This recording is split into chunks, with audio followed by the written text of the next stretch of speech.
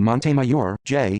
Shortly after midnight, on September 13, 1952, bus No. 30 of the Medina Transportation, operated by its owner defendant Mariano Medina under a certificate of public convenience, left the town of Amadeo, Cavite, on its way to Pasay City, driven by its regular chauffeur, Conrado Salan. There were about 18 passengers, including the driver and conductor. Among the passengers were Juan Bataclan, seated aside and to the right of the driver, Felipe Lara, seated to the right of Bataclan, another passenger apparently from the Visayan Islands whom the witnesses just called Visaya, apparently not knowing his name, seated in the left side of the driver, and a woman named Natalia Villanueva, seated just behind the four last mentioned. At about 2:00 o'clock that same morning, while the bus was running within the jurisdiction of Imus, Cavite, one of the front tires burst and the vehicle began to zigzag until it fell into a canal or ditch on the right side of the road and turned turtle. Some of the passengers managed to leave the bus the best way they could, others had to be helped or pulled out, while the three passengers seated beside the driver, named Bataclan, Lara and the Visayan, and the woman behind them named Natalia Villanueva, could not get out of the overturned bus. Some of the passengers, after they had clambered up to the road, heard groans and moans from inside the bus, particularly shouts for help from Bataclan and Lara, who said they could not get out of the bus. There is nothing in the evidence to show whether or not the passengers already free from the wreck, including the driver and the conductor, made any attempt to pull out or extricate and rescue the four passengers trapped inside the vehicle, but calls or shouts for help were made to the houses in the neighborhood. After half an hour, came about 10 men, one of them carrying a lighted torch made of bamboo with a wick on one end, evidently fueled with petroleum. These men presumably approached the overturned bus, and almost immediately, a fierce fire started, burning and all but consuming the bus, including the four passengers trapped inside it. It would appear that as the bus overturned, gasoline began to leak and escape from the gasoline tank on the side of the chassis, spreading over and permeating the body of the bus and the ground under and around it, and that the lighted torch brought by one of the men who answered the call for help set it on fire. That same day, the charred bodies of the 14 passengers inside the bus were removed and duly identified that of Juan Bataclan. By reason of his death, his widow, SALUD VILLANUEVA, in her name and in behalf of her 5 minor children, brought the present suit to recover from Mariano Medina compensatory, moral, and exemplary damages and attorney's fees in the total amount of P87,150. After trial, the court of first instance of Cavite awarded P1,000 to the plaintiffs plus P600 as attorney's fee, plus P100, the value of the merchandise being carried by Bataclan to Pasay City for sale and which was lost in the fire. The plaintiffs and the defendants appealed the decision to the Court of Appeals, but the latter endorsed the appeal to us because of the value involved in the claim and the complaint. Our new civil code amply provides for the responsibility of common carrier to its passengers and their goods. For purposes of reference, we are reproducing the pertinent codal provisions. ART 1733. Common carriers, from the nature of their business and for reasons of public policy, are bound to observe extraordinary diligence in the vigilance over the goods and for the safety of the passengers transported by them, according to all the circumstances of each case. Such extraordinary diligence in the vigilance over the goods is further expressed in Articles 1734, 1735, and 1745, numbers 5, 6, and 7, while the extraordinary diligence for the safety of the passengers is further set forth in Articles 1755 and 1756. Art. 1755. A common carrier is bound to carry the passengers safely as far as human care and foresight can provide, using the utmost diligence of very cautious persons, with a due regard for all the circumstances. ART. 1756. In case of death of or injuries to passengers, common carriers are presumed to have been at fault or to have acted negligently, unless they prove that they observed extraordinary diligence as prescribed in Articles 1733 and 1755. ART. 1759. Common carriers are liable for the death of or injuries to passengers through the negligence or willful acts of the former's employees, although such employees may have acted beyond the scope of their authority or in violation of the order of the common carriers. This liability of the common carriers does not cease upon proof that they exercised all the diligence of a good father of a family in the selection and supervision of their employees.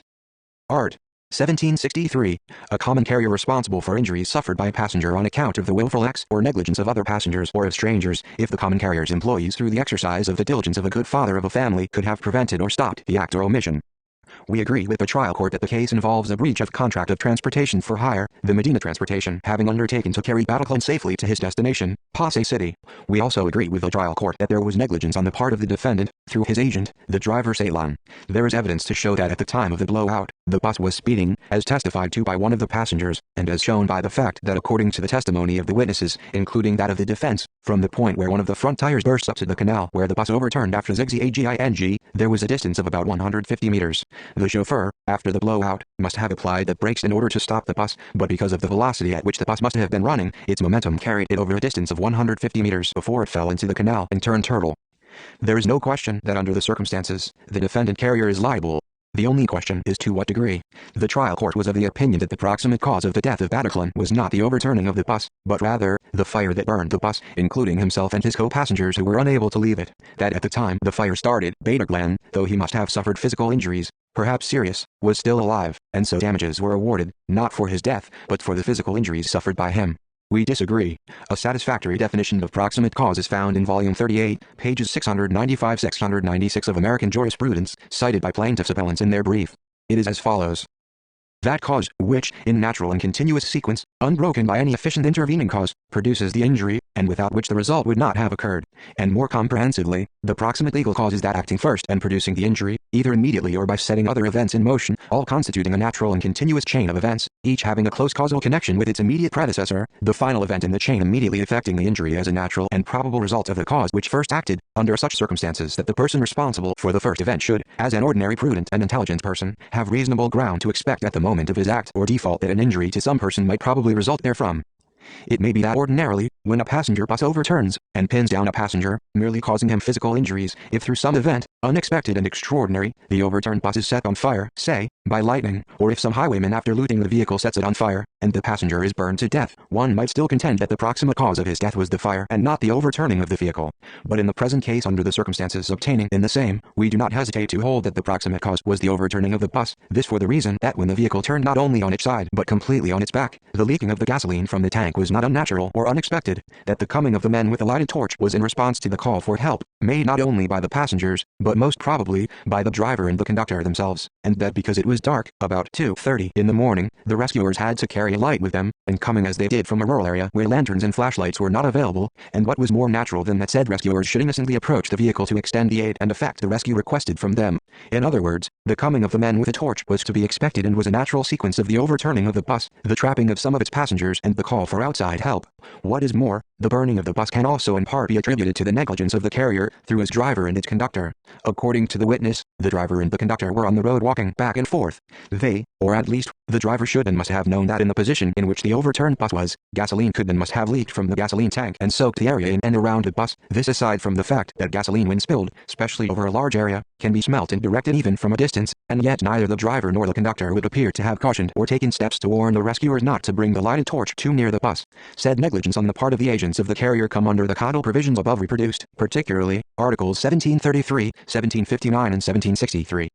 As regard the damages to which plaintiffs are entitled, considering the earning capacity of the deceased, as well as the other elements entering into a damage award, we are satisfied that the amount of 6,000 pesos would constitute satisfactory compensation, this to include compensatory, moral, and other damages. We also believe that plaintiffs are entitled to attorney's fees, and assessing the legal services rendered by plaintiffs' attorneys not only in the trial court, but also in the course of the appeal, and not losing sight of the able briefs prepared by them, the attorney's fees may well be fixed at 800 pesos for the loss of merchandise carried by the deceased in the bus, is adequate and will not be disturbed. There is one phase of this case which disturbs if it does not shock us. According to the evidence, one of the passengers who, because of the injuries suffered by her, was hospitalized, and while in the hospital, she was visited by the defendant Mariano Medina, and in the course of his visit, she overheard him speaking to one of his bus inspectors, telling said inspector to have the tires of the bus changed immediately because they were already old, and that as a matter of fact, he had been telling the driver to change the said tires, but that the driver did not follow his instructions. If this be true, it goes to prove that the driver had not been diligent and had not taken the necessary precautions to ensure the safety of his passengers. Had he changed the tires, especially those in front, with new ones, as he had been instructed to do, probably, despite his speeding, as we have already stated, the blowout would not have occurred. All in all, there's reason to believe that the driver operated and drove his vehicle negligently, resulting in the death of 4 of his passengers, physical injuries to others, and the complete loss and destruction of their goods, and yet the criminal case against him, on motion of the fiscal and with his consent, was provisionally dismissed, because according to the fiscal, the witnesses on whose testimony he was banking to support the complaint, either failed or appear or were reluctant to testify. But the record of the case before us shows the several witnesses, passengers, in that bus, willingly and unhesitatingly testified in court to the effect of the said driver was negligent. In the public interest, the prosecution of said erring driver should be pursued, this, not only as a matter of justice, but for the promotion of the safety of passengers on public utility buses. Let a copy of this decision be furnished the Department of Justice and the Provincial Fiscal of Cavite. In view of the foregoing, with the modification that the damages awarded by the trial court are increased from 1,000 pesos to 6,000 pesos, and from 600 pesos to 800 pesos, for the death of Bataclan and for the attorney's fees, respectively, the decision appealed is from hereby affirmed, with costs,